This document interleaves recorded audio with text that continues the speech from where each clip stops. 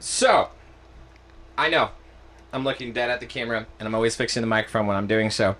But yes, we are in a brand new location and a whole new setup doing interviews for This Shouldn't Work. So, welcome to the new with our very first guest of the year, Mr. Dave Lowe. Dave, let's start, dude. Where were you born?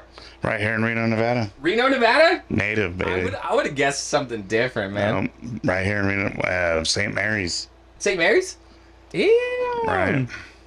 How old are you, Dave? I'll be 48 in August. 48 in August? Right. Jesus, I bet you've seen some shit, yeah? Yeah, I've seen some shit. Well, give us a brief, I guess you'd say just like from growing up, right? Born and raised here. Right here in Lemon Valley. Lemon Valley. So give us some backstory on your growing up around here.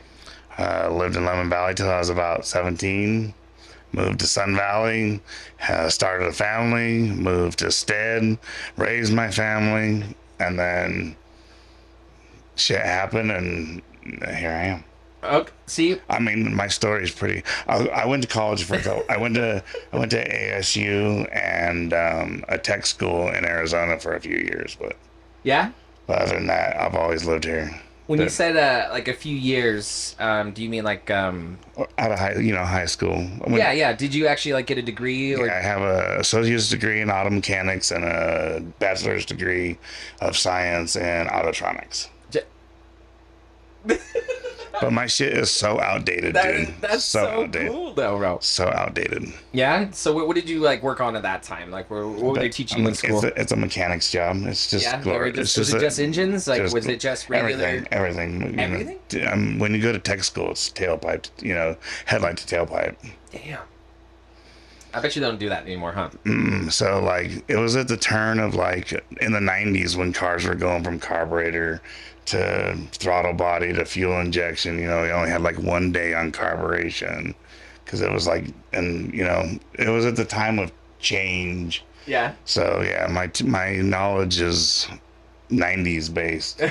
I love that so much because now it's just not even heard of. Like, you see, like, a lot of these cats, even my age, like, calling somebody to put a battery in their car, dude. Yeah, right. And you're like, what are you doing? Dude, there's some cars that have, like, 2 or 3 types of batteries in them. Oh, dude, I just, even in my wife's car, I just had to replace the battery on it. I had to remove, like, 15 bolts. That's crazy. Because they're starting to do, like, direct wiring now to try to remove, like, the goddamn fuse boxes and make it minimal. Yeah, my friend Christina, her battery in her Prius was $1,500 or $2,500 for the main battery of the whole car. God damn. That's crazy. Yo, why do Prius drivers drive like that? I don't know. They drive like nobody knows how to fight. Yeah. It's very frustrating because it's like that's the weakest car you could drive around like that. You would think like it would be in like a Dodge Ram or something. I think when you own a Prius, you just don't give a shit anymore. Because the gas is so cheap. You got that walking around money, don't you? You got that. You got that asshole money. Yeah. I only paid $10 for gas clout. Well, this is Dave's episode. Dave's episode only. That's why we have him on here, okay? So, the big reason Dave is here is because I would say a lot of us have been in that scenario where we are just absolutely fucking tired of it. And a lot of us are like, dude, I'm just gonna fucking move to the fucking woods one day. And we all talk shit about it. But my man Dave legitimately did that. And so he was kind enough to come on our show and talk about that with us other fellow men who've been like, dude, fuck this society. I am out, and this is what it looks like. So, Dave, done with the rat race. Done with the rat race? Done. Okay, give it to me, because like I always like to say things how I always fucking say them. But give what I just said, but in your terms, Dave. What happened?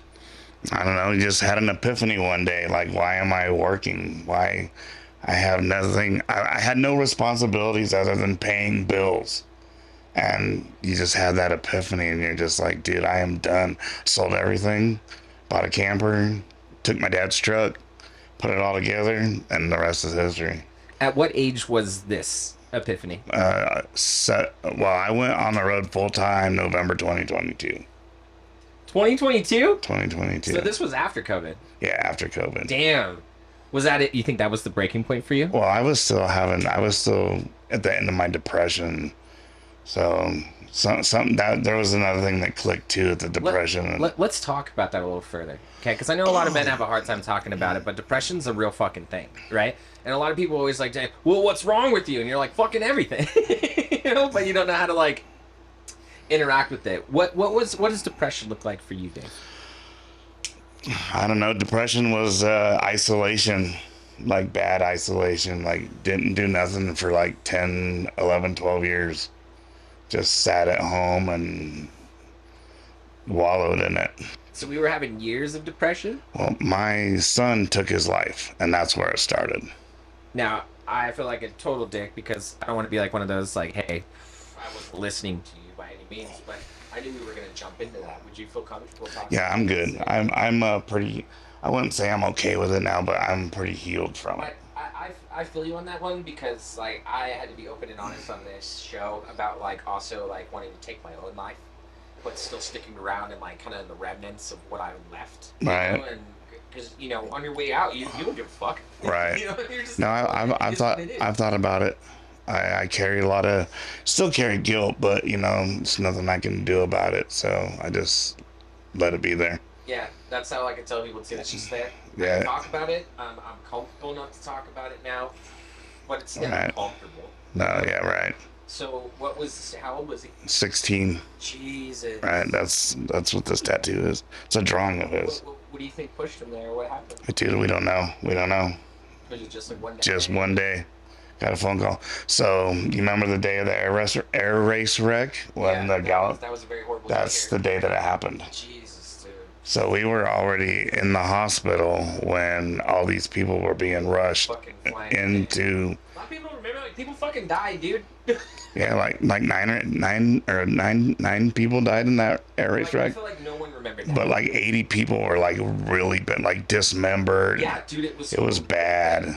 I remember my friend Yancy Pants fucking calling me when it happened because he was so close to like when it happened, but he was just far enough like the plane went over them and like hit like the stands right there because him and his dad would go every year.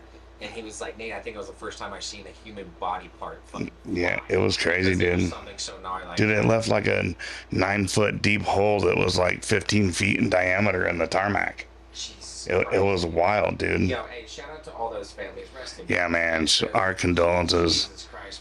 Well, I don't know all the names of everybody, but I know that really did impact a lot of people here in Rio Nevada. So, For real. I never forgot about you. Promise. Because that was. I can't forget, so you're always on my mind too. Absolutely. So, but coming back to your son. So, Right. before all that, what did it look like before, like, because you said it just kind of came out of nowhere, but like, what was like routine with you and your son? I don't know.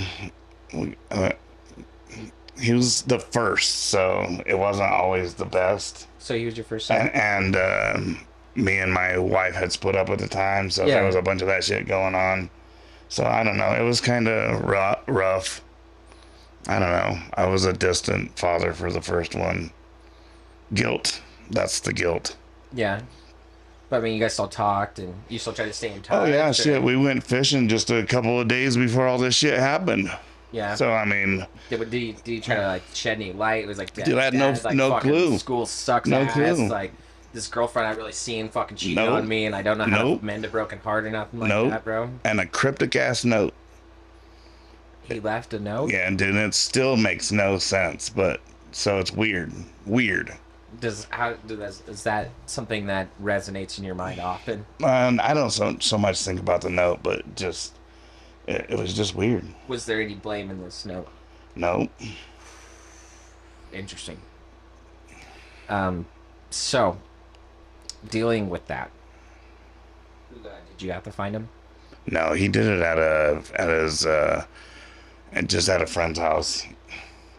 Gotcha. With their weapon and shit. So Jesus. Because I had guns in the house, so yeah. He was very gun savvy. Gotcha. So you can tell it was like, it wasn't an accident. Yeah, it was just, damn, that's fucked up. No, it was like legit. So where does your mind go I don't know, the guilt. You feel guilty for it. Still do. But I mean, yeah. So at the time, I had just broken my back too. So I was pretty immobile, and my back surgery had gone bad. Yeah. So there was that problem as well. So I was on heavy amounts of painkillers. Dude, like heavy amounts, like 60 milligrams of morphine a day type shit. Jesus, dude. On top of taking, on top of taking like methadone too. Okay, I'm gonna pause you right there because I'm gonna tell a story about morphine for a second. So if people don't understand how strong that shit is, okay? They're like little bitty pills. Tiny. Little bitty pills, right?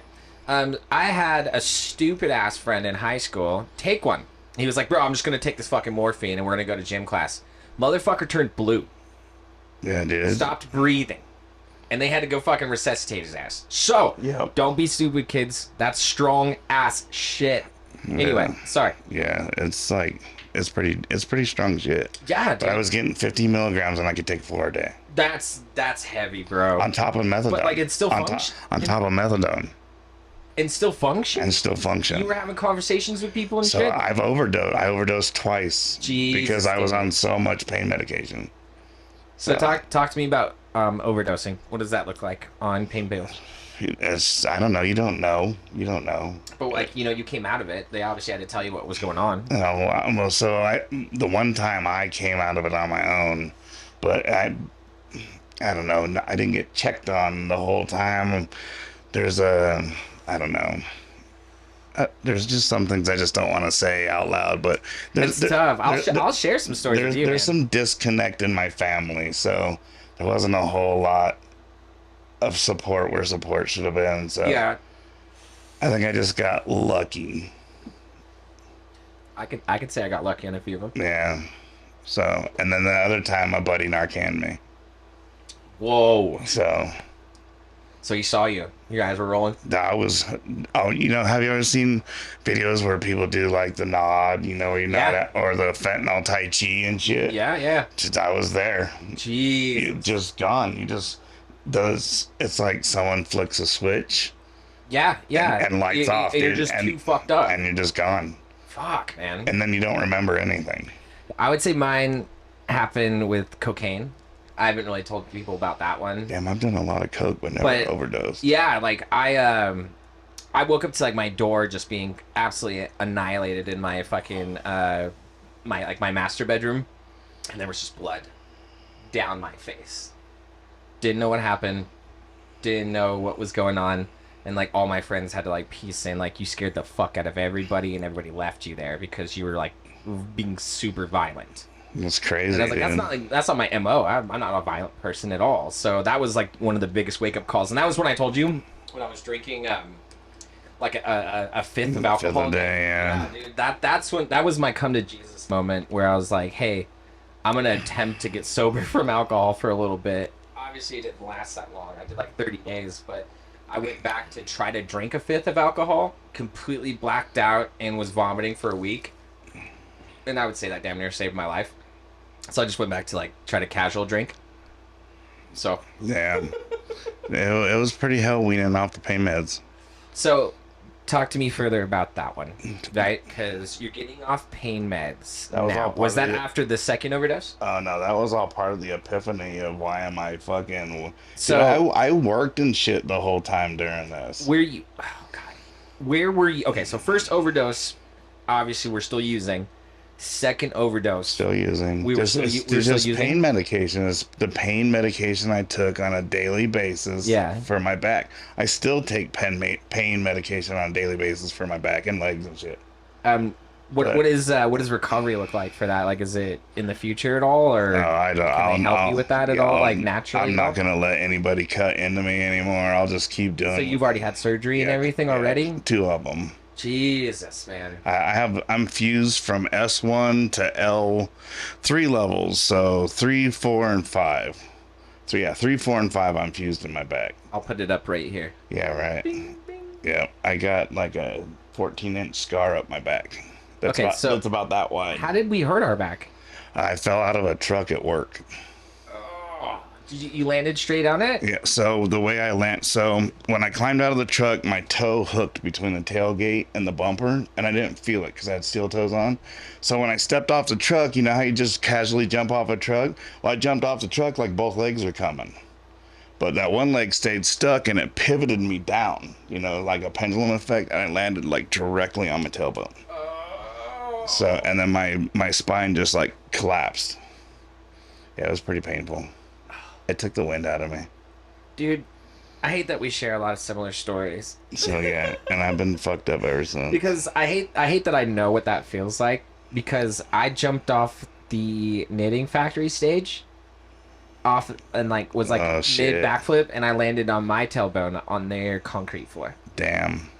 Their security had to carry me off the stage, because they carried me off the stage because they saw that I couldn't get over the gate. I couldn't even like lift my legs because I could just feel crunching. That's wild. That was the weirdest fucking thing in the world.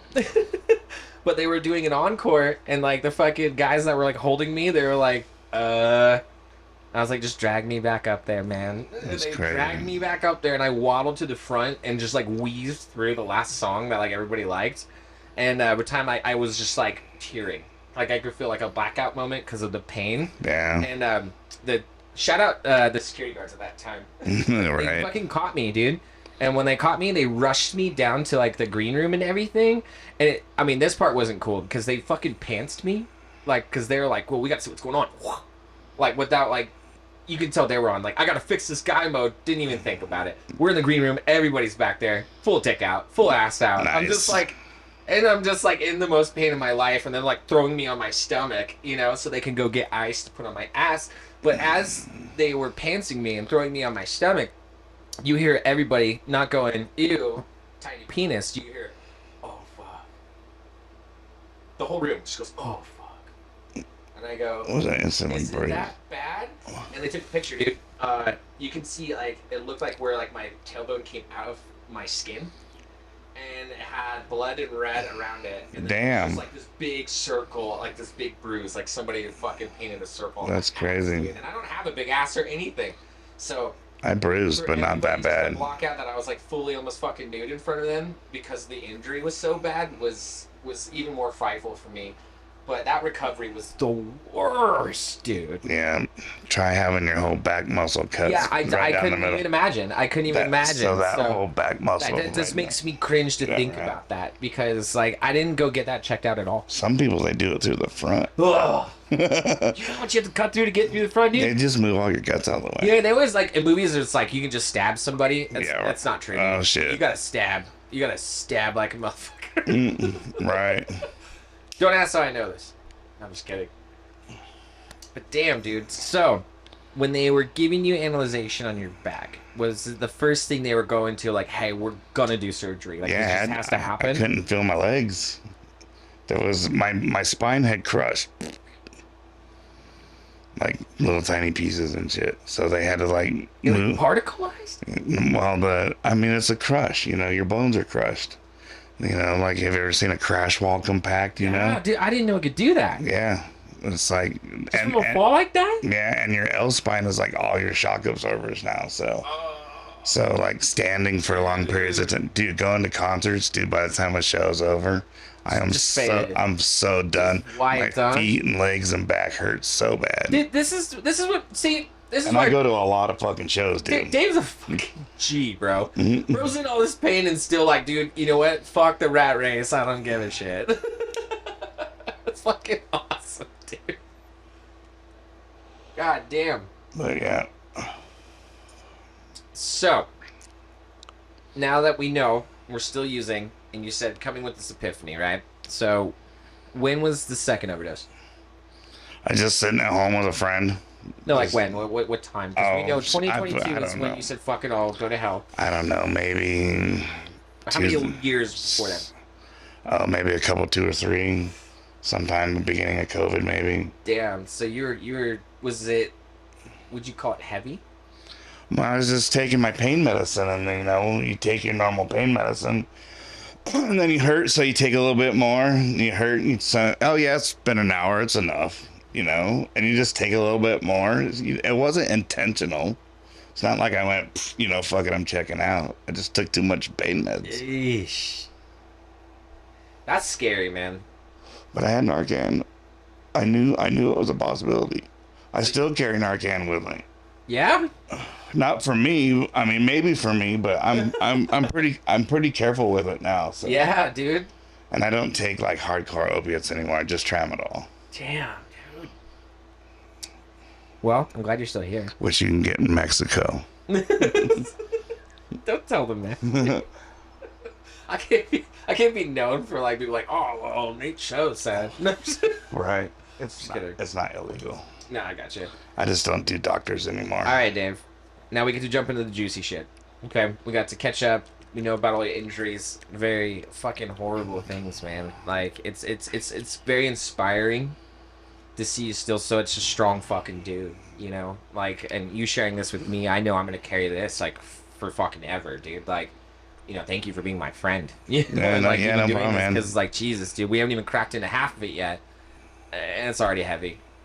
But let's talk about that breaking moment and what happened. So you said you sold everything. What does that look like? What does it look like breaking and trying to sell everything? What does that process look like? I don't know. It was first you start talking about it, and then you start watching things on the internet and see, going down different rabbit holes, and then finally, like, I don't know, a point came to where I was able to break free from where I was living.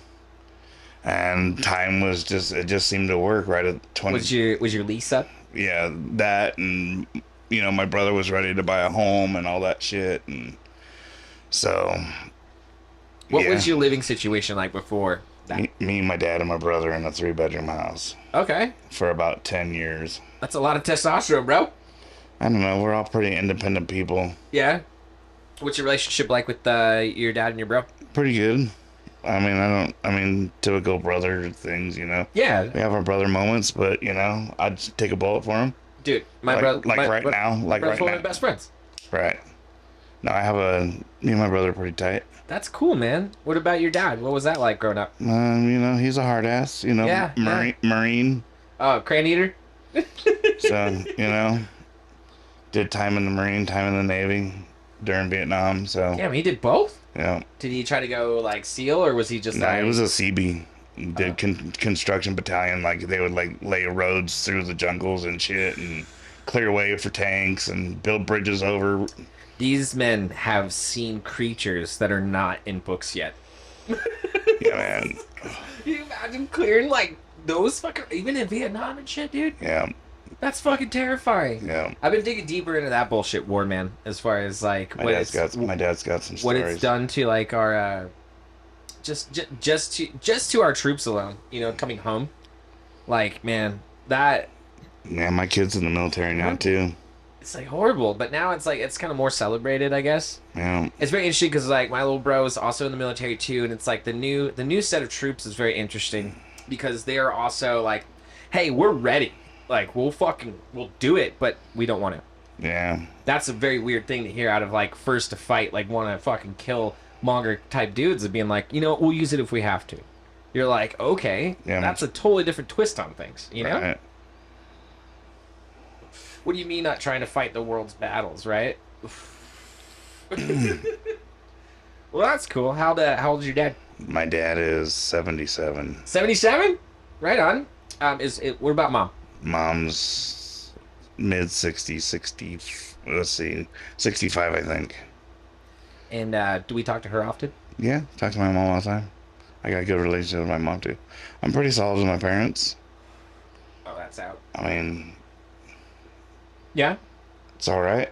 That's good. I mean, we're on talking terms. No, trust me. Like the guys we talk about, like even in like in the show, like half the crew, it's like we have to ask everybody, like, what's it like having both parents? Mm. And they like that's like it's supposed to be condescending. We're like, no, we're just genuinely curious. I mean, my parents split up when I was 7, so it's okay. I mean, it's not always been on talking terms. But yeah, no, it's okay right now. I gotcha. So definitely the co-parenting thing, 2 Christmases type shit. Oh yeah.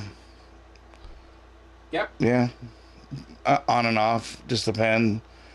I was a pretty rough kid growing up, so. Talk to me about that.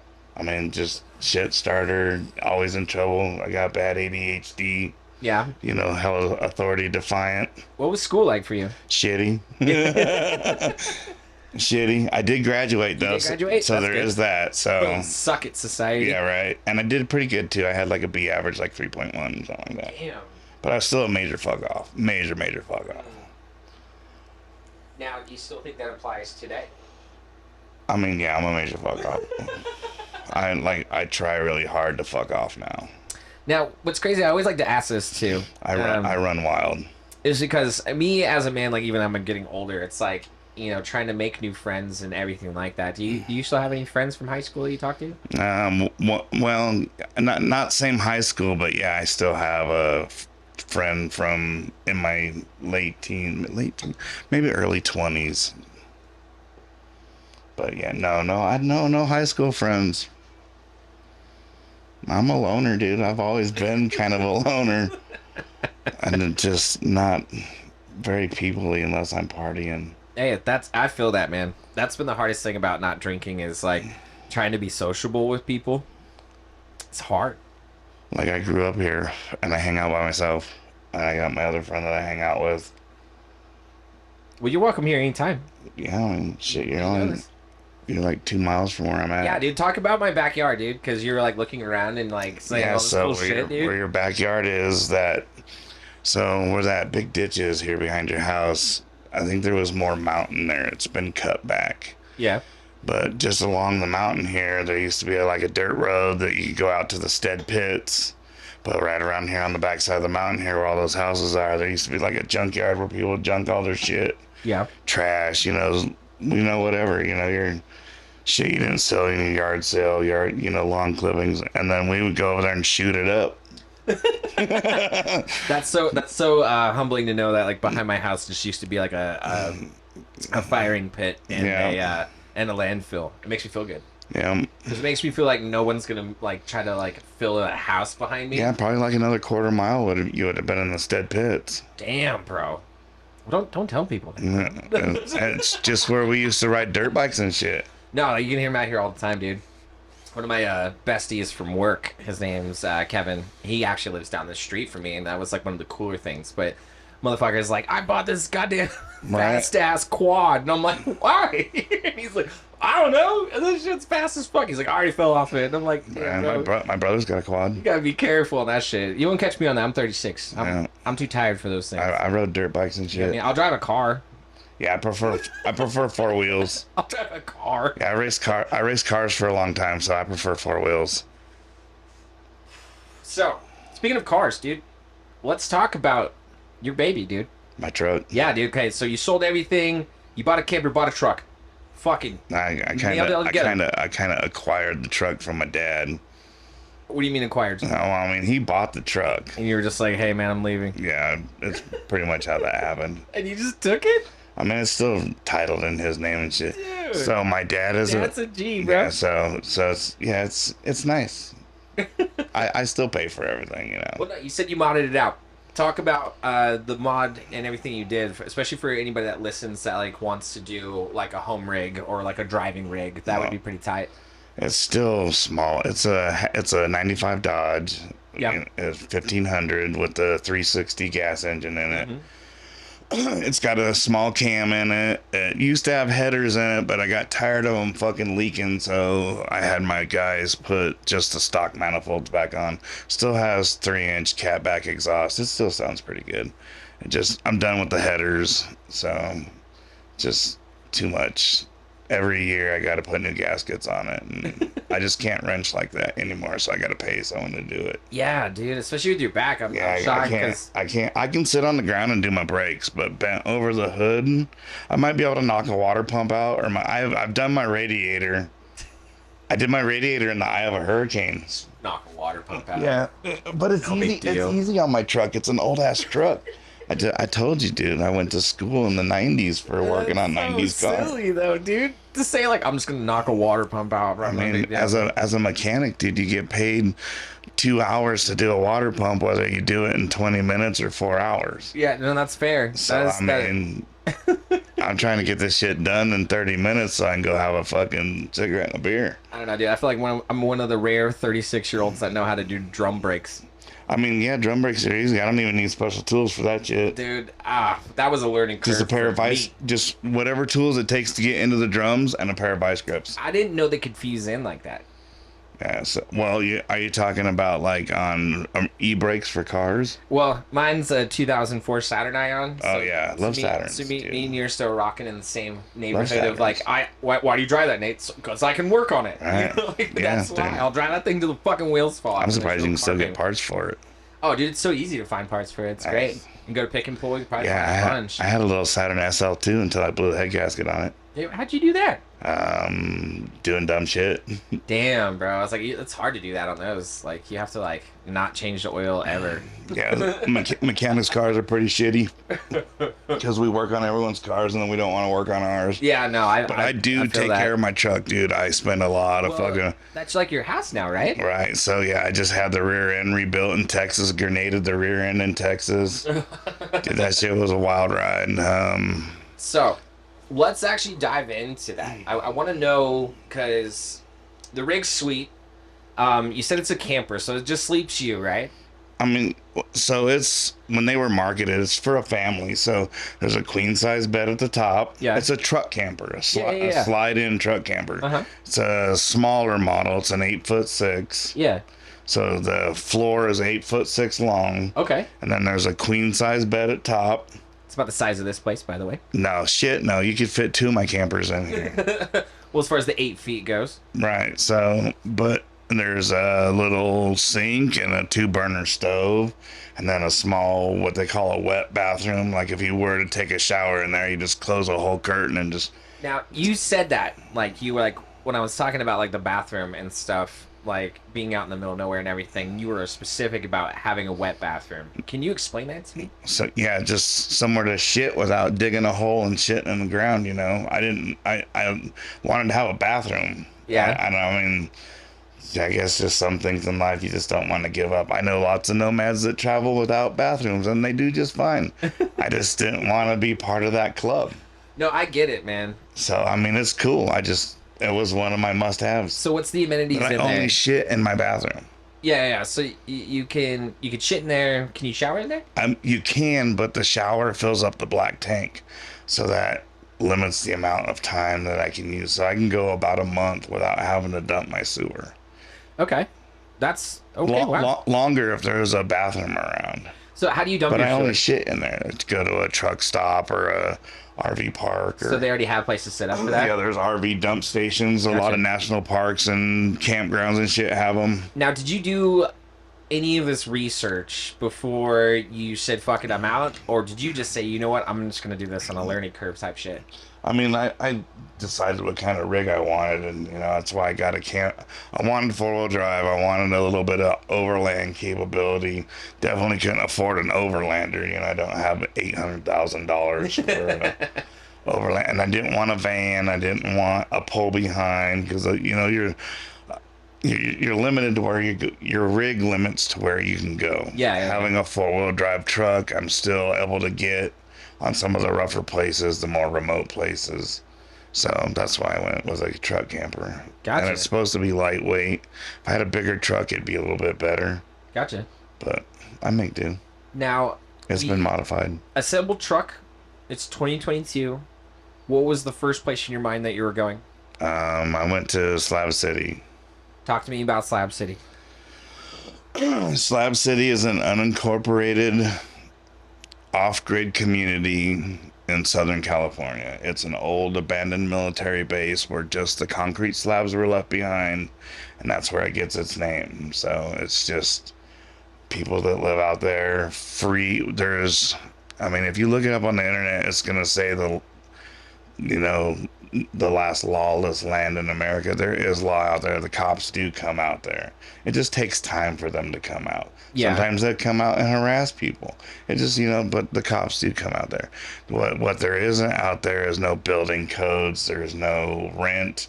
There's nothing like that. But with that, there's also no sewer, no water. So, you either got to be self-sufficient or dig a hole and shit in the ground. So, When was Slab City established?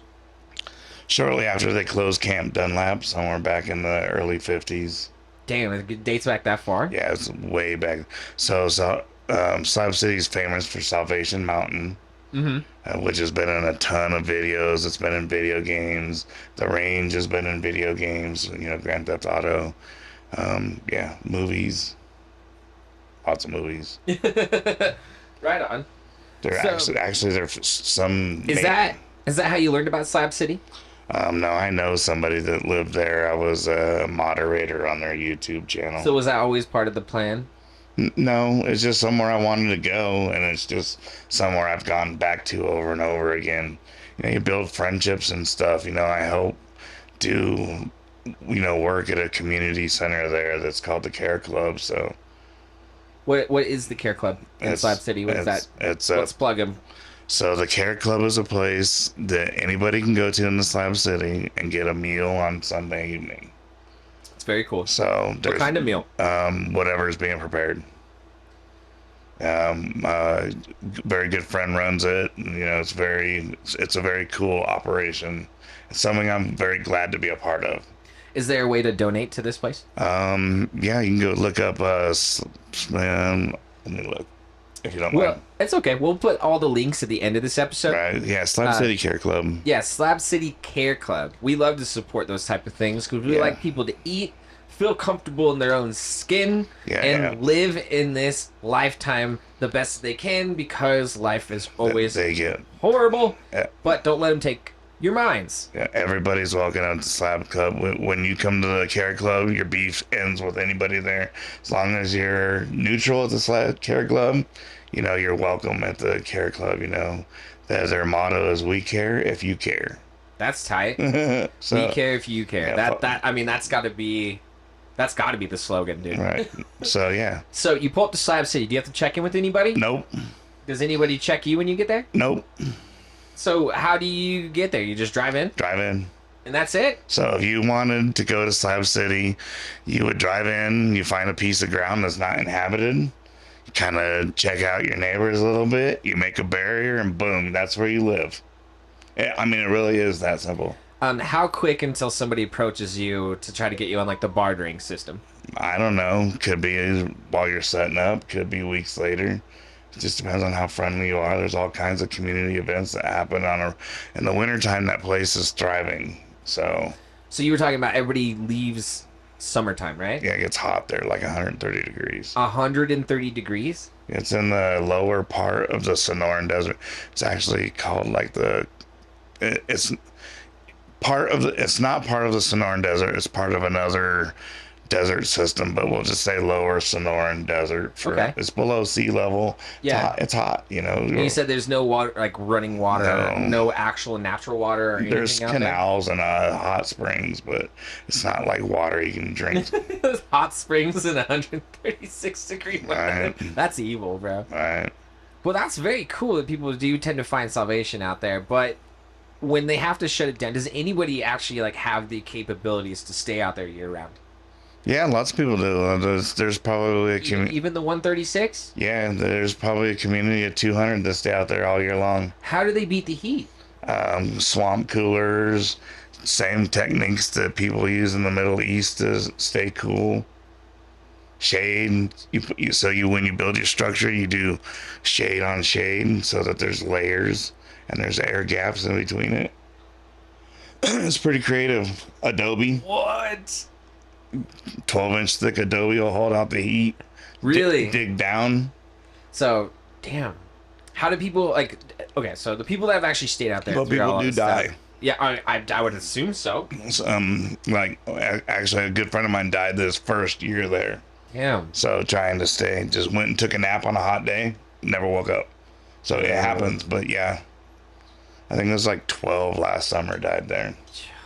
Fuck. Now, what is what we'd say the common folk are out there? Is it people trying to find themselves that also just said fuck it, don't want to be in society? Yeah, pretty much. People that just don't want to be part of society. Now, what does that mean in the aspect of Slab City? When you guys say fuck society, what do you guys mean? I mean, just I don't know. It's hard to define it for anybody, you know, just somebody that may have mental health issues that doesn't want to take the medication and wants to live with their wackiness and build whatever they want. That's allowed there. I mean, it's I don't know. It's just it's hard to put it's hard to put something so specific, you know. Yeah, well, I guess you would say it's a specific question for such a lateral loaded answer, right? Like, because you could really say anything on why you could say fuck society. Right. Way, so fuck society means a lot of things to a lot of people, you know what I mean? So what I may view as free may not be as free to the other person sitting next to me, but we're still living in the same community. You would say that everybody in harbors in their hearts there that everybody just truly just wants to be free. Right. I'm the kind of person, I just don't give a shit what anybody else does. As long as you're not creating a victim or hurting a child, I don't give a fuck what you do with your life. Period. I'll even support you doing it. You know? Just, you know, as long as it doesn't affect me. Or they're talking about a place that doesn't coexist. Well, there is. Okay? It's called Slab City, and they've figured it out. They have no laws, and everybody seems to be cool down there. Yeah, okay? I mean, actions have consequences, good, bad, or indifferent, you know? So pick your poison. What is healthcare out like there? Does anybody have any chance to get any help? Like, do they make any stops? Oh, yeah. Like, I mean, of course, services come in, you know. There's commodities once a month, and there's other outreaches that come in. You know, it's just like any other, I hate to use the word homeless encampment, but that's just what everybody knows. There's outreach. Outreach. Sheesh. You can throw, I mean, don't throw rocks, but, you know, the what do you say? The homelessness is so rampant right now. Like, God, dude, it's like it used to just be you would see them in like in certain instances, right? It was just kind of like the guy in the movie, or it was just on the street. Oh, there's Crazy Larry. He's there every day. You know, like you would see him on the corner, and you go say, "Can throw him a few dollars." You know, you knew it was the same guy. But now it's just like, God, you start to see your friends out there. You start to see a whole fuck ton of people out there, and it's even more gross because like when you interact with people that actually have money. They have money. Like, bro, they'll put up $600 on something so frivolous. Like people like that. People like that usually end up getting taken advantage of. It's very insane to me. You know what I mean? Like that there's that much separation in wealth. You know, it's either, dude, you're out here in Slab City, or you can spend an extra $600 on an iPhone and it doesn't matter. But I do know people that are wealthy that do very much well take care of the community and are part of the community. That's cool. So I mean, it can go both ways. So talk to me about that. There is actually some wealthy dudes out there trying to make a difference. Sure. I mean, they don't live out there full time, but yeah, I mean, there's some pretty generous people that come around and are very much part of the community as a positive. You know, you get what you give in Slab City, and that's what I like about it. You know, you want to go be a fuck off, you're gonna get fucked off. I mean, that's crazy. Now, where else? Someone's gonna burn you out. Where else have we nomaded other than Slab City? Say that one more time. Where else have we nomaded other than Slab City? 20, 30, I like 30 different states now, 2 countries. How long do you plan to stay places? Or you're like, hey, I'll just get there and I'll figure it out when I'm done? Yes, I mean, yeah, kind of. It's just go. I mean, I kind of have a route and a plan, but, you know, if I'm just trying to hide out, you know, by law, I can stay 14 days on BLM land or in national forest. So, and then you have to move so many miles. How did you learn that? I mean, through the Nomad. I mean, it's the knowledge is out there. Anybody can do it. No, but that's what I'm saying though. You like, did this all like? Did you have this knowledge prior to being a nomad? Yeah, I knew that already just from being an outdoorsy type person. Okay. But you were just like, you know what? But there are more nuances and shit to it than that, you know, like.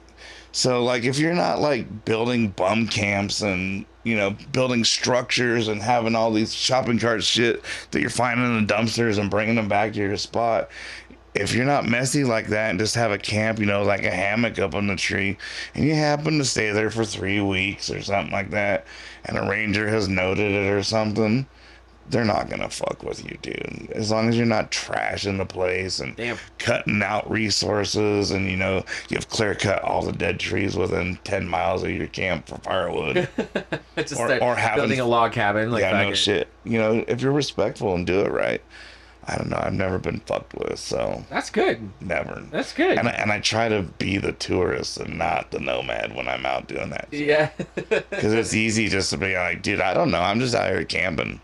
I'm just getting away from life for a couple weeks, and it's easy to play that. So Yeah, damn. So that's part of the road game. Jeez. So Well, what was the one thing, the number one learning curve when you became Nomad? What was the one thing you're like, fuck, I did not prepare for that? gas mileage, fuel, the cost of fuel. Really? Dude, I didn't think it was gonna be that bad, but it is that bad. Well, okay, why? Just because it's so high.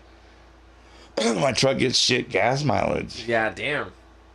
10 miles to the gallon, baby. So what does income look like for a Nomad? I mean, for me, it's pretty meager, but I make it work. Some do it on less than what I do. Some do it on more. Do you actually like do jobs? Do you have like a flow of income coming in from something else? No, Like, I collect disability on my back now. okay, That's it. okay, and then that's basically how. And then I sold all my shit, so And then so we have like a savings a little bit, and then a residual, right? a little bit. Okay. And we just So- stretch it. Yeah. So the government pays me not to work anymore. That's good. That's I did my time. I'll be able to utter that one. I paid a shit ton into Social Security, so I'm just getting it back now. That's good. That's good. All right. Now my next very valuable question. What's our number one go-to Nomad meal? I don't know. Good hot dogs, good every now and then. What we know. Mostly now. Mostly, I don't know. Hot dogs, burgers. Okay, you're in Slab City. I do like to Everybody's looking at you. You know at least somebody has that meal in their camp. What is it? Oh man, sandwich or something. I don't know. It's hard to say. Food is weird in Slab City. Yeah, well, give me some examples. I don't know.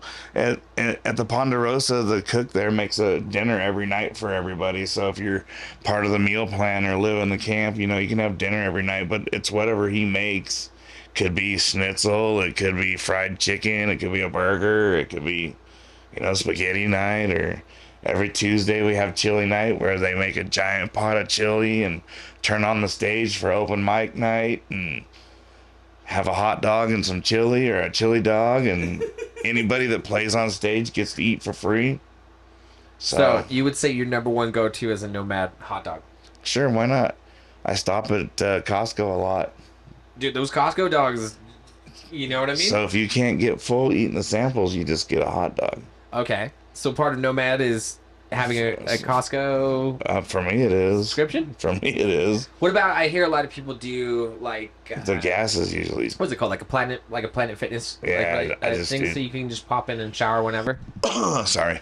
You get I just do truck stops and campgrounds. Yo, those are the move, dude. Yeah, they're a little expensive, but campgrounds usually come with the cost of your campsite. Yeah, it's I can take a shower out of my rig if I need to. So yeah, but like God, those truck stop showers, bro. they're nice and they're unlimited time. I know. Yeah, they're. God, sheesh, that changed the game. I think the first time we. I don't think I've ever been in a gross truck stop. No, So no, it's they're beautiful. very clean. They're like it's $10. Like we don't care here. 20. They're 20 now. 20 now? But if you had a diesel rig, like for every 50 gallons of fuel you buy, you get a shower credit. Oh, dude. So hopefully I'll have a bigger truck here in the near future. Damn, bro. $20 showers now, but it's worth it. You get to go and they have like TVs in there and shit. That's pretty If I wild, have man. to put a transmission in my truck, I might be rolling around in a new rig here pretty soon. Yeah, you thinking about just not replacing it and just getting something Yeah, different? it's $2,500 for a transmission, so Yeah. I might be able to upgrade, and I need to upgrade my truck. Can we help with that?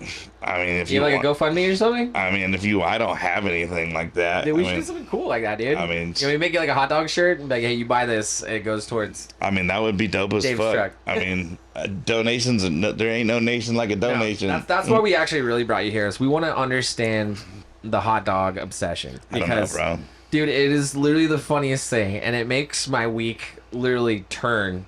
Because if I see something posted by Dave, What and else? if it's not a hot dog, What else do I'm you like, know? what's wrong with you? What else do you know in life that can be memes so many bro? Have you ever seen me post the same shit twice? You guys, what's your ad again? What's your ad? On Facebook, it's just Dave Lowe. You guys go to Dave Lowe right now. Yeah. On Facebook. Desert Dave Lowe on Instagram. I'm gonna put this shit right here. You're gonna see it right here. Okay? Right. And you're gonna go see the most amazing I have a public profile. I don't give a shit. that you've ever seen in your life. I didn't even know hot dogs could meme that hard. yeah, me neither. Dude. It's just like it keeps great. coming. I'm like, there's no way Dave's gonna post something more absurd than this fucking hot dog, and then like 2 minutes later, you're like, and there it is. There's a few things I've held back on because I have been dinged by Facebook for Facebook didn't like the hot dog. No, dude, there's been a few of them where Man. I've gotten the fucking hammer, some 3-day bans and shit. But do we actually like? Is like a hot dog our favorite meal? I mean, I don't live on them. Sure, they're in my refrigerator. Fuck yeah, they're in my refrigerator.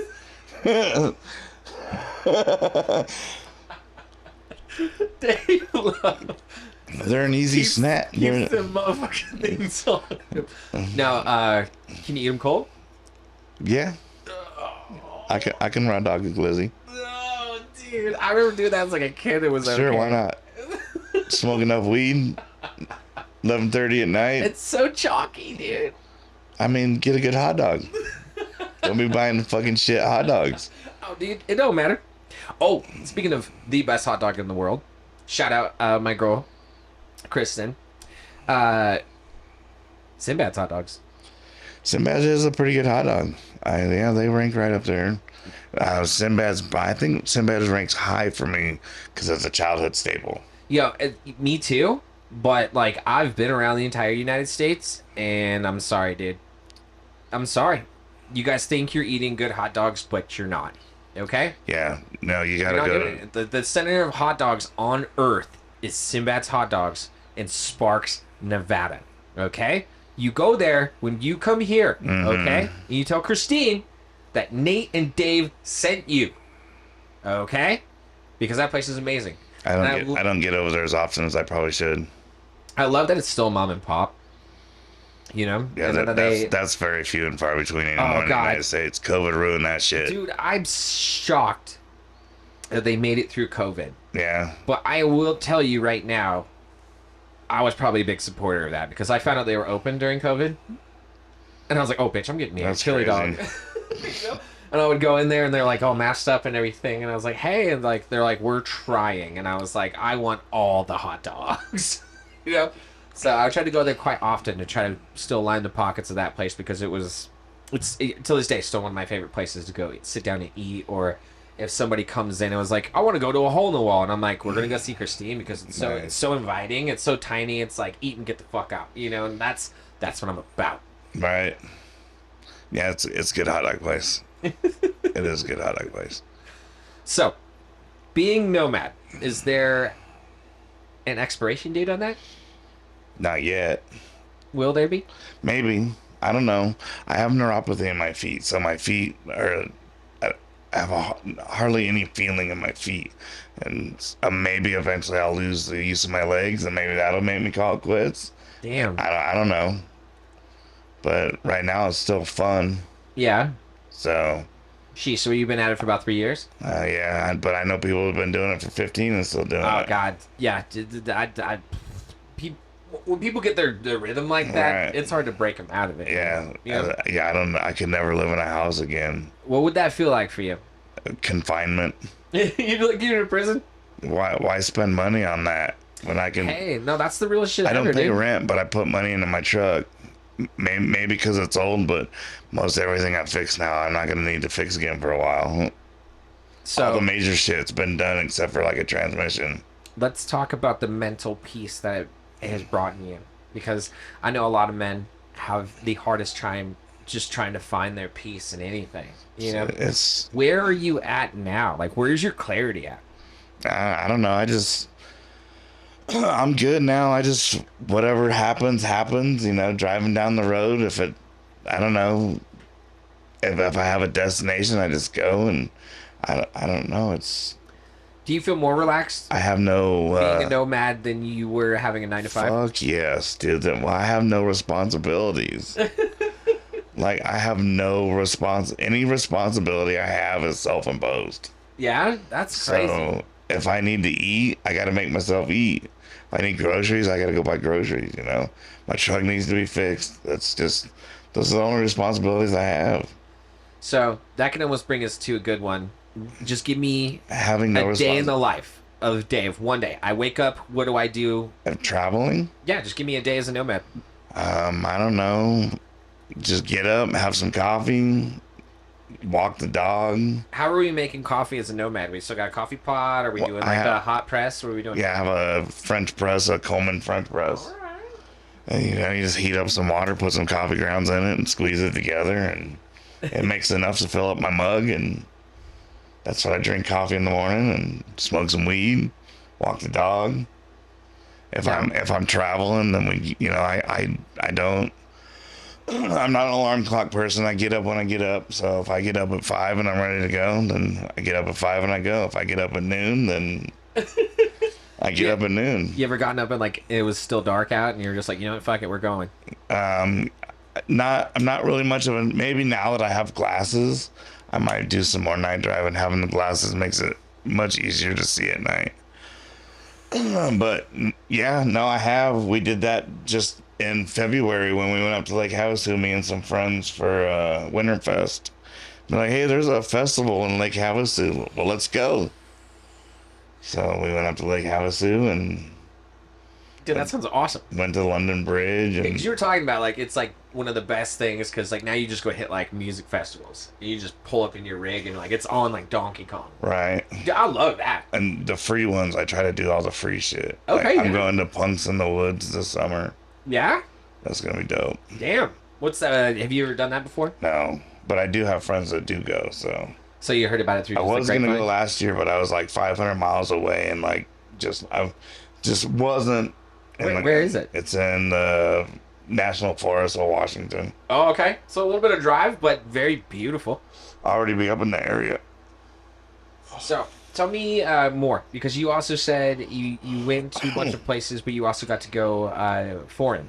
I've been up to Canada a couple times. I go to Mexico a lot to go get medication and shit. Eat tacos. Do you drive or fly? Walk across in Mexico. Drove across in Canada. But yeah, I have lots of friends that drive across too. It's not hard. Passport. I mean, it's just like any other border crossing. Was it just Canada, or did you say did you go to Europe? I have been to England When did you go there? when I was younger. Oh, just when you're younger? Yeah. Everyone's like, England. I'm like, why more white people? Yeah, right. It's where, And worse food. it's where I'm from. It's where my family's from. But yeah, Europe's coming up soon. My kid's being stationed in Germany, so No, they I think they invented the hot dog, bro. maybe. Is that like the motherland Yeah, of hot dogs? maybe. Frankfurter. Dude, you got it. Okay, I'm gonna look this up at the end of this. The origination of hot dogs, and if Dave Lowe gets there, we gotta get you to the or Maybe the maybe it was like some dude named Jim Weiner who just wanted tube meat. Yeah, dude, you know what I mean? Like, maybe. Maybe he came home and his wife was just like, serving him regular meat, and he's like, dude, this bitch. No, I'm just kidding. It's all this shit that got stuck in the grinder. I know, dude. He's like, I'm just gonna shove it in that goddamn sheep's penis, and we're gonna call it good, baby. Right.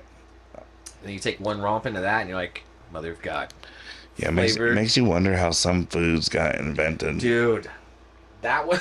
Like, who's the first motherfucker that looked at a lobster and be like, dude, that thing looks fucking good? Dog, I don't know how people eat ocean crustaceans. But dude. I like lobster. I don't fuck with any of that. To me, I look at it, it looks just like a fucking cockroach. You know? I mean, they do. They're not appealing This is looking. an ocean cockroach. No. And everyone's like, so much butter and it's really kind of good.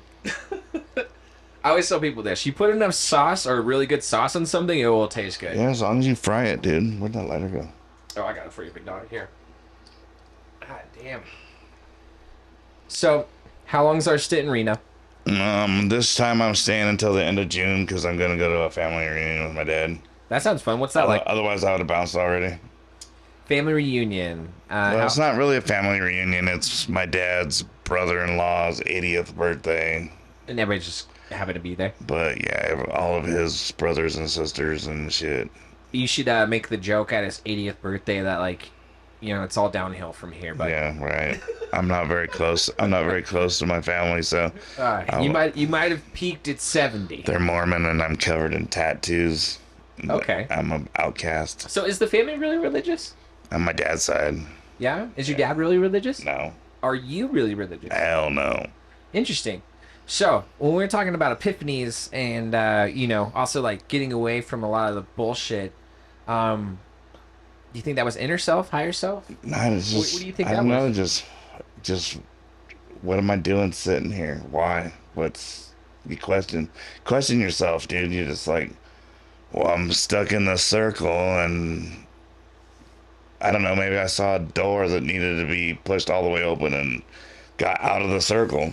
What I've realized is that I have a lot of friends that don't exist in the religious world at all. Yeah. And we all stare at each other, including you. Because Right. like we're all in those, like you even sit down with Derek, we all just kind of stare at each other when people start to talk about like anything religious, because it just does not apply to us. You know, No. not in a rude way. It's not like, fuck you guys. It's just like, Shit, we're all looking, it's just like the same goddamn thing. It's like, why am I sitting here paying for a fucking house? You know? I don't think I need a religion to be a good person or to have a moral compass. I got better things to fucking do than worship something that may or may not exist.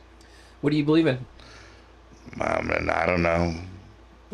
So, I don't believe in a god or anything like that. Yeah. I don't know what exists.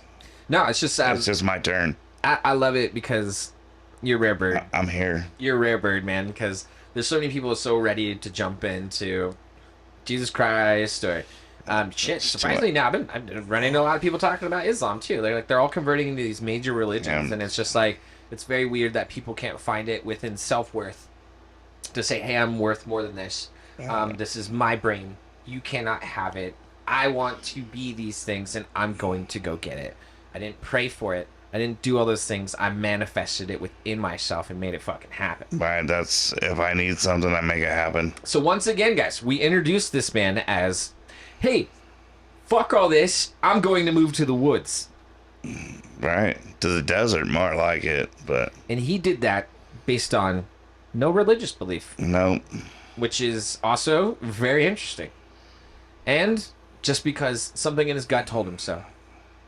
Religion's weird, dude. Dude, I feel like we can learn a lot from this episode already. Religion's weird. I'm gonna go back and watch this shit just because there's still too much to take away from where you're at mentally, how you process things, how you're so relaxed and like carry yourself still with like all the pain, all the anguish and all the shit that you've gone through, big dog, but you're still here. You're one of the more dudes that I know I could smile at, just even through the pain, because we're all smiling at each other all the time. So it doesn't matter. We're just gonna shoot a smile at each other, you know? I try to imagine having no responsibilities. You have a little bit of an income that you can pay your like car insurance and your phone bill and shit like that. All that shit's easy to take care of, you know. But other than that, you have no responsibilities. You have no house to pay for, no bills to pay for, no kid to pay for. Don't even really got to worry about your kid because he does good for himself. Yeah. You know, knock on wood, I got lucky on that. Not that, you know, maybe that doesn't happen for everybody, but Yeah. you know, my kid's doing just fine in the military, so.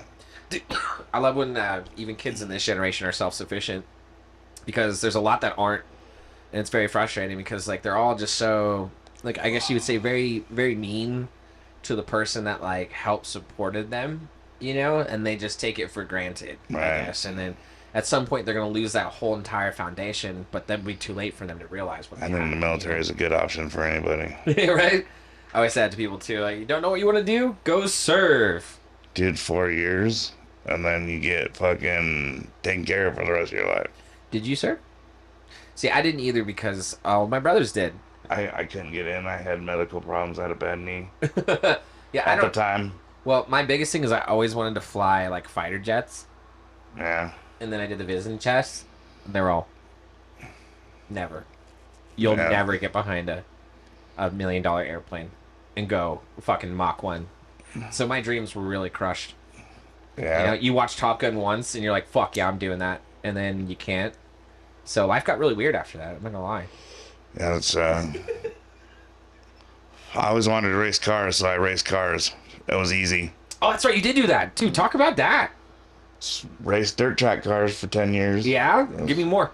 I mean, always, I don't know, something you did as a hobby as a mechanic.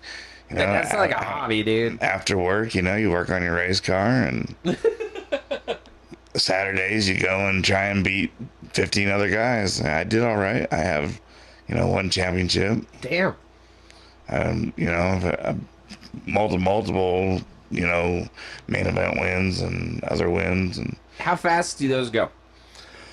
our little car is maybe between 40 and 60 miles an hour. But they were like in like the dirt though, right? Yeah, They're circle like, track dirt cars. they have to like grab it and fucking rip, right? Damn. They've the class I was in has evolved a little bit now, but Okay. it's still the same. Gotcha. And when I raced, it was all front wheel drive, four cylinder cars. You know, there are V8 classes, Yeah. which I have done a V8 car before. I just like the 4-cylinder cars. They're Damn. fun. All right. Damn, 8-cylinder on the dirt like that? I mean, have you ever seen sprint cars? Yeah. Yeah, they're, you know, or an IMCA car. That's a 602 big block in a fucking 800-pound car. Oh, dude, sick. It's like power to weight ratio of like a Ferrari. I don't know. I'm surprised those things just don't like turn themselves and like just crush But themselves. it's like the a original goddamn thing. drifting. You have to go fucking turn right to go left. Yeah, that's true. That's true. And that's how those cars hang it out. So, you know, an IMCA car could break the fucking left front wheel off and fucking never need it because they hang them up in the air like that. The suspension's just so squatted. It's wild, dude. Dirt track racing's the shit. Damn, dude. I still go to racing events. I went to a race in Everest, Washington. Yeah. Evergreen, Washington. Okay. Where they had outlaw figure 8 racing. Okay. Dude, that shit was wild, Now, dude. when they do the figure 8, is it still like cross path or is it elevated so they go underneath each other? Fucking, dude. Then there was some pretty gnarly shots. And those guys are pitting it, huh? They're just fucking all the way in. Yeah, they don't let up.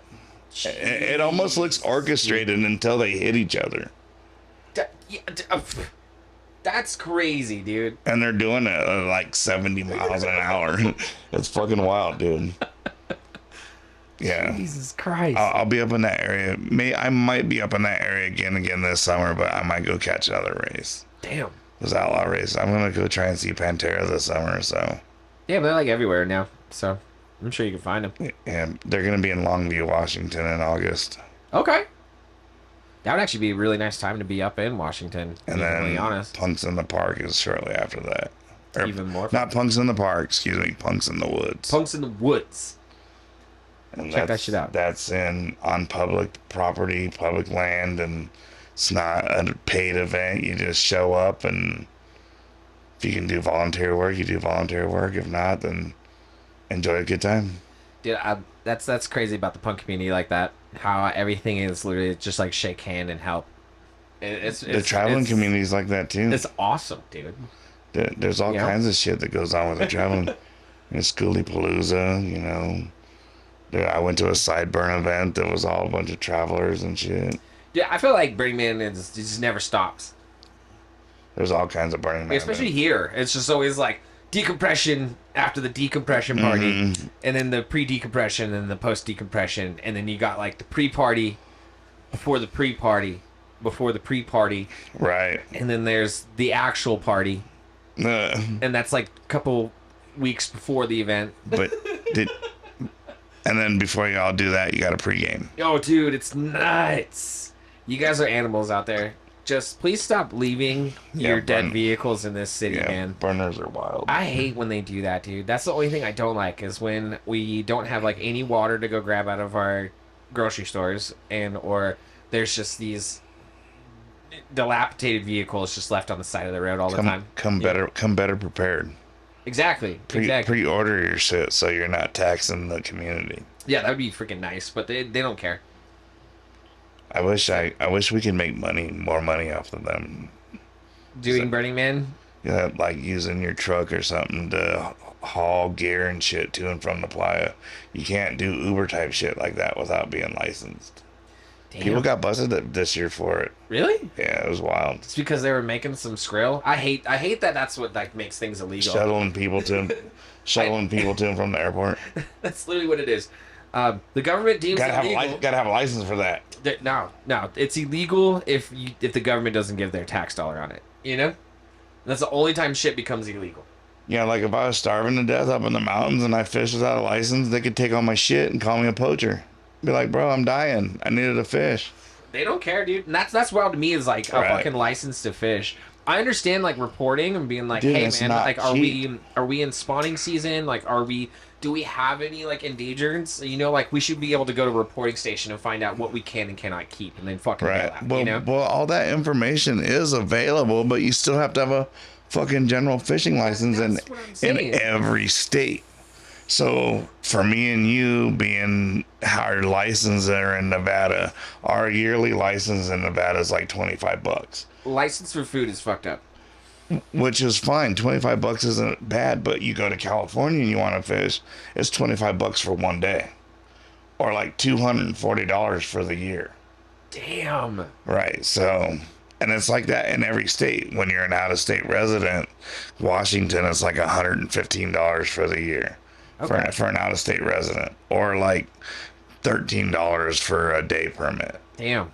So, and I love to fish. And that's crazy for Washington because you motherfuckers have fish. We know it. Right. I grew up there, so I know you fish. You got it, dude. The sickest thing I've been to up there. There are places in Washington you can fish without a license. Oh yeah, for sure. And I'm not telling you where they're at. I mean, I might tell you, but I'm not saying shit. But no, that is very valid. Yes, you can. But I was talking about like the fish hatcheries they have up there. Have you ever been to one? There was one up near the North Cascades, but I didn't go to or through it. That is probably one of the cooler things I've ever got to see in my lifetime. Yeah. Yeah. But I will say the North Cascades is one of the only free national parks in America. Dude, oh god. The PNW is such like an enigma. It's a nice place. It's one of the wildest places I have ever got to live or like even just go back to visit. Like, I've never seen anything greener. I've never been out in the woods and be like terrified before until like I left that place. You know what I mean? Because like it's fucking, dude. You can get lost just going in your backyard. I'm not. It's fucking weird. And I'm not one of those people that get scared out in the woods either. I'd rather be out in the woods than in a Walmart parking lot. Yeah, but when you're like fucking 8 years old. Oh yeah, that might be a little terrifying. Like because like everybody. Okay, so check this out. Like on a moon. How do I put this in words? It's like you could go directly in your backyard, and there's just trees. You could hang out in them. It goes for a little bit. But I'm going to tell you, those trees don't stop. You can go probably like a mile, 2 miles. Oh, yeah. 3 miles. Easy. 4 miles. And it's still trees. And that's attached to your backyard.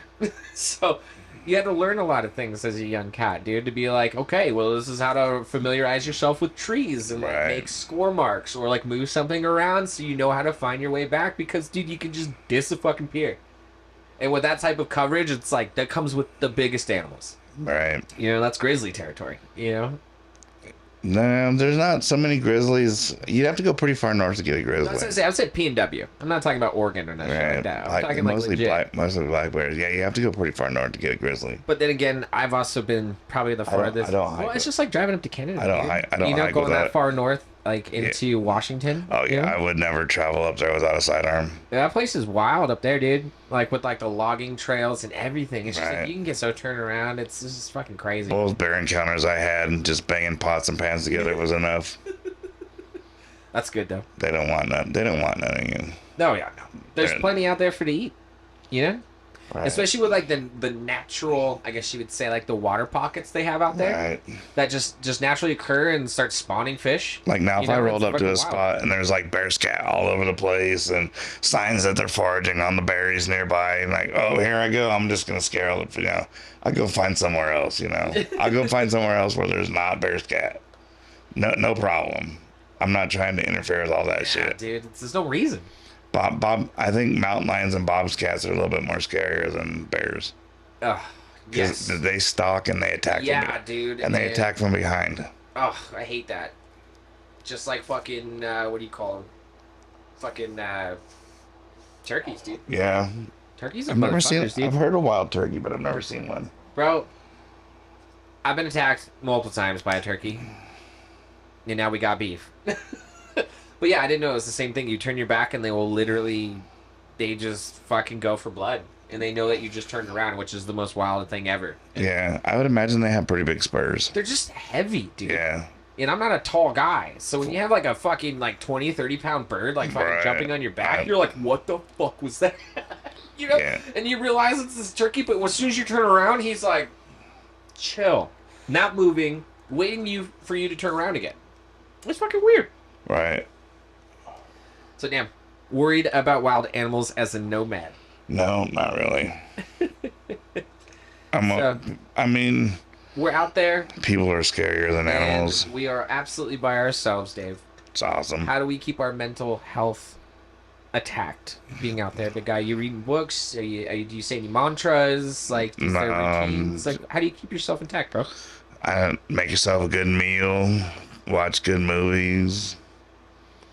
Just try to find some home comfort. Yeah, I don't know. I enjoy my own company. I got my dog. I like watching the stars, so I'm good with being in the dark and away from people and no noises. And you know, I'm gonna ask. You know, I'm gonna ask this question, and I'm sure everybody knows this question's coming. Being out there in those night times, have we seen any UFO activity? No, I don't think I've ever seen anything. No, I know. Maybe shooting stars and shit. Oh, I've seen shooting stars, and you can see the satellites and shit going across the sky, and yeah, right. I've seen. I got some badass pictures of Starlink being launched. Oh, that's sick. So what is like the light pollution out there in Slab City? Is it fucking very minimal? You can see some from the Salton Sea area, and some. There's a little bit of light pollution from Palm Springs, and then there's El Centro and Mexico. That's not too far away. So I'm only like 40 miles from Mexicali. So okay.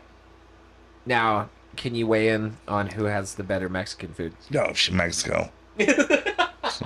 Duh. Oh, shit's funny. I mean, you go to they don't have burger joints in Mexico, and especially not in the shitty part of Mexicali. What's your favorite thing to do down there? In Mexico? Yeah. I don't know. Go to eat tacos at Jimmy's. I don't do a whole lot while I'm in Mexico. Just go get my meds and tacos. Tacos? Been to the mall. What's the go-to taco for you? El Pastor. Yeah? Yeah, street tacos.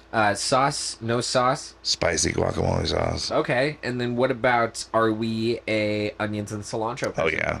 Hell yeah. Okay. Well, Dave passes the test. Right.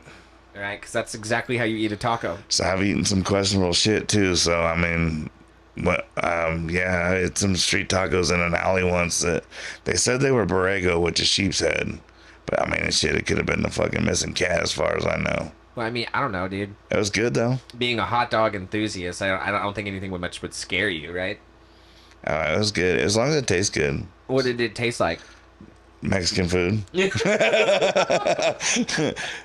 I mean, it was like a birria type meat, so I mean that's what it tastes like, just the birria spices. I don't know this, like the whole food culture of like trying to push like nasty food beyond its means and like have to eat it or cook it a certain way. It's like, bro, we all know it's gross. I mean, some menudo. So why do we cook it? Some menudo's pretty rank, dude. Like if that shit's not cleaned right, yeah, dude. Dude, some menudo's rank, and yeah, there's some menudo in Mexico I can't eat. Consider that shit a donation. I'm throwing it away. But yeah, I mean, it is what it is. You don't clean out that shit, and it's fucking. It's shit. It is shit. Legitimate shit. Right. The doo doo. Or yeah, menudo's got to be clean and cooked right to be good. Put some tamales or churros or street tacos or. Well, damn, Dave. You are literally one of the most eccentric people I think we've had on this show, dude. I mean, you're just so interesting. This conversation's gone all over the place, but I've enjoyed it like more than anything. I just I want to know just because you're such a fortifiable guy, and I know our 32 listeners or watchers. When we take away from this, it's like, can you give anybody watching any advice as far as life, how to stay mentally prepared? Like, dude, you went through a lot, but you're still motivated. Give us what do you do? Help them. I don't know, man. Just don't start saying yes to more things. I mean, if someone walked up to you and said, "Hey, you want to go skydiving?" Hell yeah, you do. I mean, just start saying yes. I mean, I don't know. Quit not doing things. Okay. I don't know. Stop staying at home Right. and start doing things. Your homies say, "Let's go to a show." Go to that fucking show. Fuck it. And Go to work tired. Fuck that place. Yeah? I don't know, dude. Do it tired? Do it tired. Do it tired. I slide into. Say yes, do it tired. Slide into the grave head first. I'll fuck it. Okay. I mean, so our society does it backwards, dude. We need to not retire at 60. We need to do everything now and then worry about it when you're old and can't move. Okay. Because when you're old and can't move, you only get a few years after retirement to do it. Mm-hmm. And then you're old and you can't move. Do it while you're old and you can't move. Or when you're young and you can't move. Excuse me. When you're young and can move. Young and can move. Right. Every time I talk to people that travel, they always hit me with, there's people that travel and there's people that don't travel. And the people that don't travel always regretted that they didn't travel. Right. I very rarely stay in campgrounds unless I need to use the facilities. Mm-hmm. I don't like paying to sleep. That's a very hard thing to do, is to pay to sleep. That's a wild concept now that you say that. I hate that. It's weird. That is weird. Paying to sleep is a hard one for me, dude. So unless I need to like take a shower or dump my tanks or need to take on water or something like that, that I can lump all these like things that I do normally into one spot, that I get a sleep spot out of it too, then I'll get a camp spot. Damn. But other than that, there's so many places that it's free to sleep. So, yeah, paying to sleep is just weird. We are all doing it. Yeah, I mean, right think about it, dude. Paying to sleep is weird. Ugh. It hurts. It hurts when you say it. Right. Stop saying it. So, like, if you were to travel, it would be so easy to get a U-Haul trailer, throw a mattress in the back of that motherfucker. That's fair. And there's so many places where it's free to sleep. But, like, goddamn, the mileage on those U-Hauls, though. Fuck it. It's not your shit. Just throw a mattress back there and throw it away when you're done. Just do it, man. There's so many cool shit. There's so many cool things to see in America. I'll vouch for that, too. I've driven the whole eastern circumference and the southwestern circumference of the United States so far, so it's pretty badass, dude. Mm-hmm. But very small. The more eastern states, you can cover more states. Texas, it takes like 8 fucking days to drive across. Yeah. It takes a couple days to drive across. If you're going coast to coast, take the 80. Because it's either you have to suffer through Texas or you have to suffer through Nebraska. But you gotta drive the Rockies when you do 80. Yeah, it's awesome. I'd rather do like the 20 or the 10. Mm-hmm. The 10's an easy drive. It's mostly all flat. That's true. But I did like the edge, like the 88 and shit along the border, and drove like all around the perimeter of Florida. And I don't know. The amount of times I've driven around the United States is probably more than most. Well, except for a lot of my touring friends. They go everywhere all the time. I'm like, you guys are animals. But right. The time I made it, because I think it was like within a week, I saw, like, it was like the Atlantic Ocean and the Pacific Ocean all in the same week. And I was like, whoa. And like, that's when that moment hit me. It was like, this place is too small. Right. See, but when you guys tour, you do it different. You're in one spot for a few hours and then bam, you're gone again. Yeah, you can't really enjoy anything. Right. See, I find a spot and I hang out for a couple days, a week. Yeah, that sounds like way better. So maybe 2 weeks. So, I mean, it just depends on what's going on here. So nomading is the better version of touring. I'm way better, dude. And again, no responsibilities. I know, dude. Being on a schedule when you have to like drive across the United States is very stressful. Sometimes what drives you out of the desert is because you run out of water or food. Mm-hmm. And you're like, fuck. Wasn't ready to go. But here we go. So how do you stock up for water and stuff like that? Just fill up tank. Got a 20, my camper holds 28 gallons. Yeah. And then I carry a 5-gallon jug that has a pump on it that I drink out of. Oh. So, and then when that empties out, I fill it in, Walmart water machine or whatever. Gotcha. What would be, I guess you would say, a delectable delight out at the slabs? Would it be ice? Like an ice drink? Yeah, ice is not. Ice is a pretty rare commodity in slabs. Yeah? Yeah, it's pretty rare. How would you get it out there?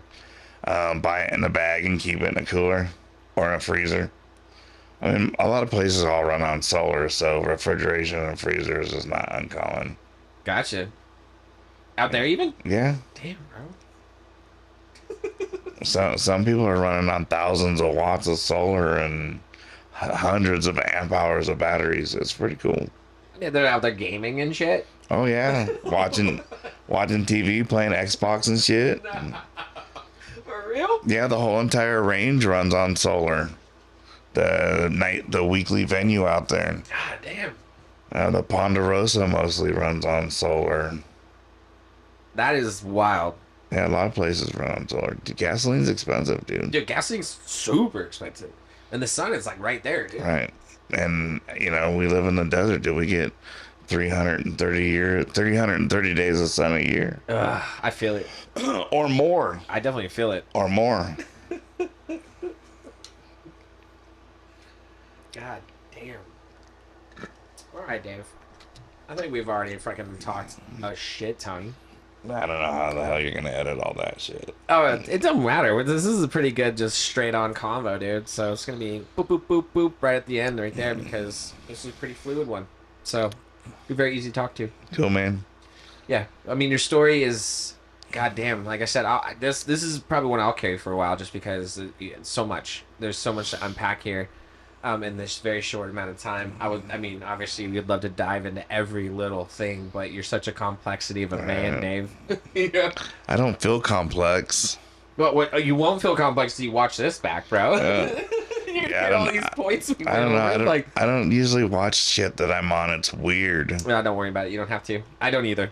So it's like I don't know. You know what's weird too? Everybody would think I would listen to like my old bands and shit too. Right. Yeah, I'm sure. It sounds weird. Do it. Sounds weird listening to It's this. fucking weird. How do you edit your own voice, dude? That shit's weird. You do it if you know it's bad. I know YouTubers that do really good at it. And how do you do it? How do you watch yourself back? You kind of put like this mask on, I guess, because I had to get over that fright a little bit, especially now because like I am like a solo dude now. I'm like solo producing all the videos and everything that I'm doing, and I have to sit here and watch myself for hours. But I guess I just tune me out, and I watch you guys. I'm sure I can make money on YouTube. It's the whole fucking doing the editing shit that just doesn't do it for me. Well, maybe after we wrap up this, I'll show you a few things I can help you out with. It's just not something I'm into, man. I don't know. You want to see me do stupid shit? Follow me on Facebook. Dude, follow Dave on Facebook just for the hot dog memes alone. Come to a gathering.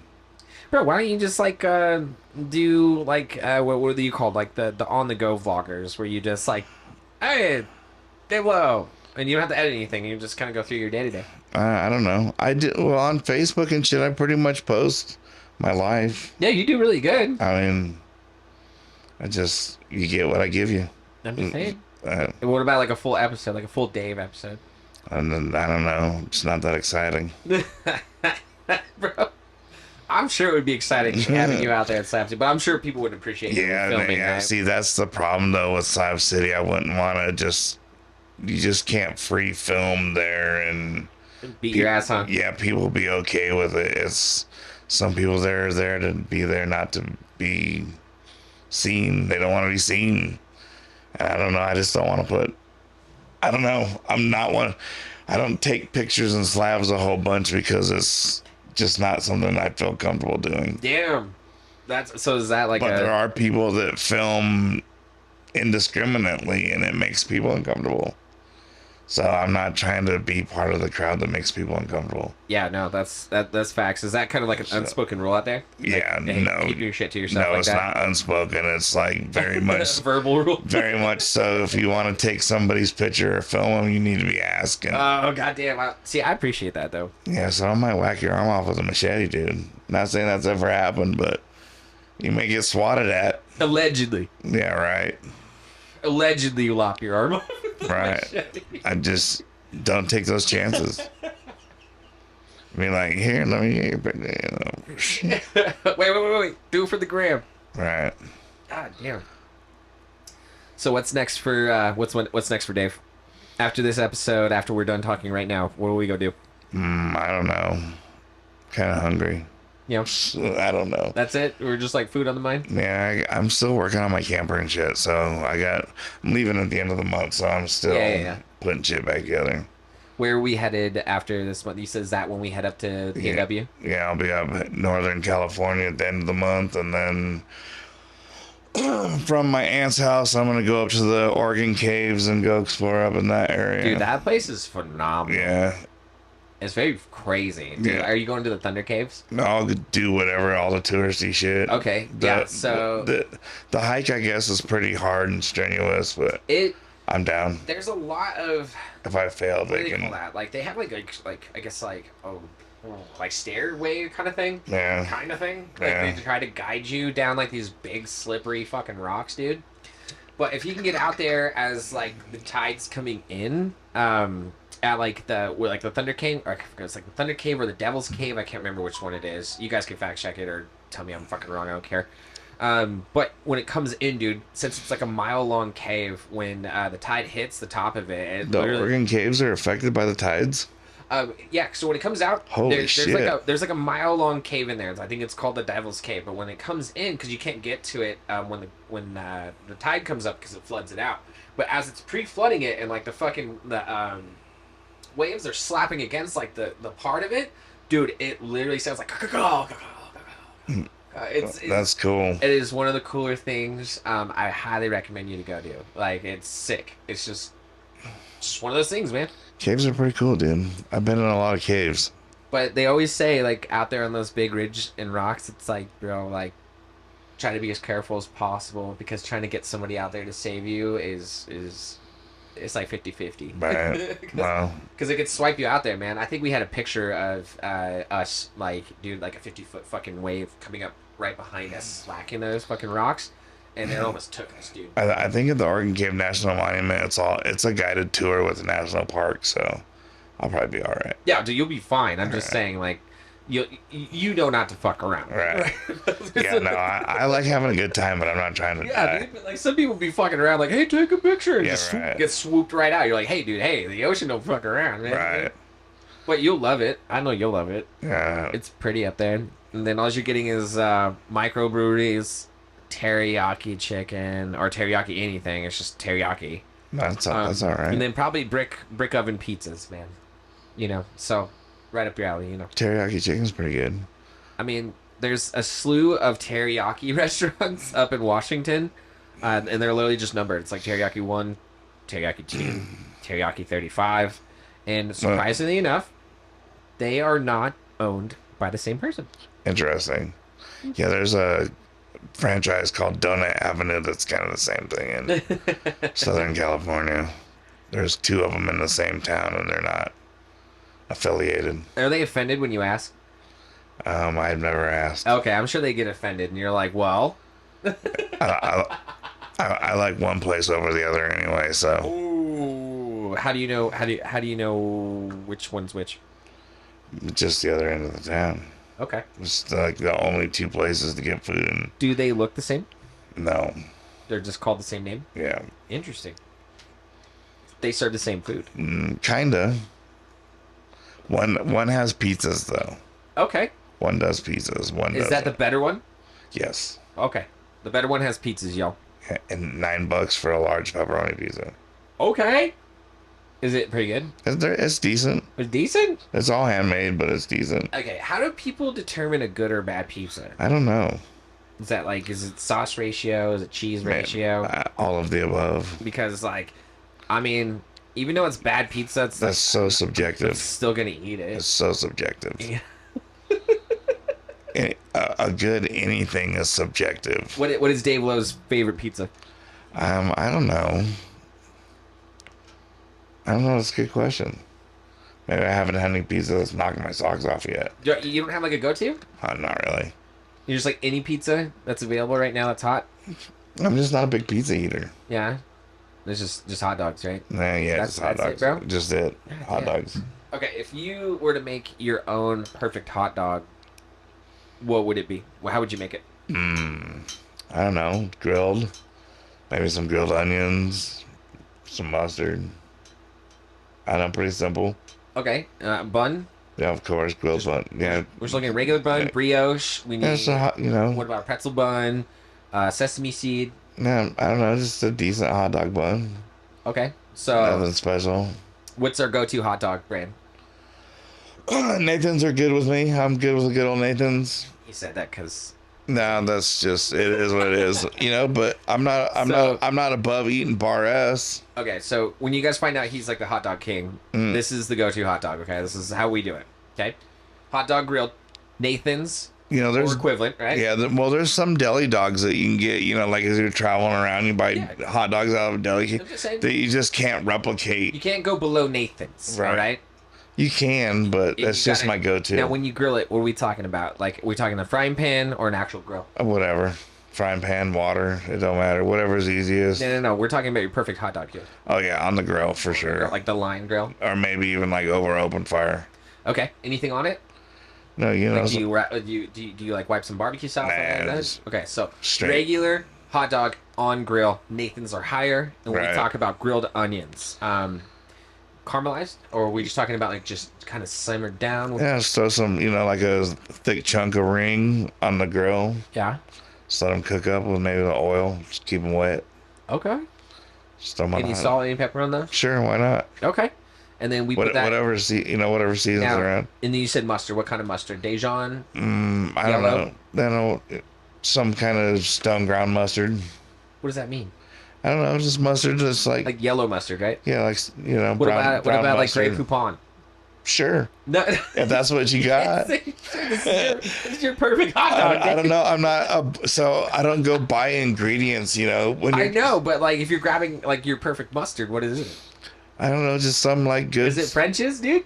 No, not really. I do. That's what I have in my refrigerator. Yeah, but would you rather have a Dijon mustard? Sure. It's like Is that better than yellow? Sure. It.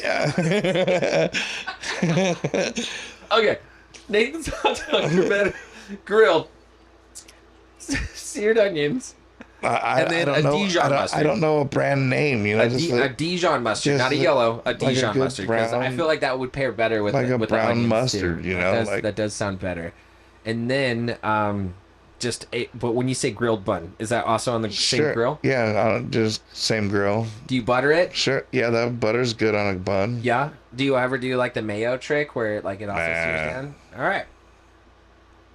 Not on a grilled cheese either. There is Dave's perfect hot. We're gonna call it the Dave Lowe hot dog. There you go. Just grilled onions and mustard. There it is.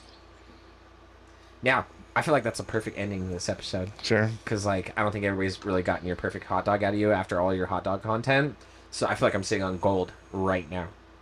But do you have anything else for me? No, not really. Is there anything you wanted to touch on that I did not ask about? No, not really. Well, thank you for being so much or showing up and being honest and open about literally everything. Like I said, there was a lot of powerful stuff in there that we did touch on. Very heavy things that, went as far as they should. see the phone's going on. It's like Right. get on this episode. But I thought I muted it. But thank you for coming on This Shouldn't Work. This show is dedicated to men's mental health. We get eccentric, awesome dudes on here that are literally the strongest dudes on the planet, sharing their stories in the best way that we can possible in conversation. And hopefully you guys can take something from this and keep living. And hopefully reach out if you guys need anything. Right? And that's a wrap. Wrap.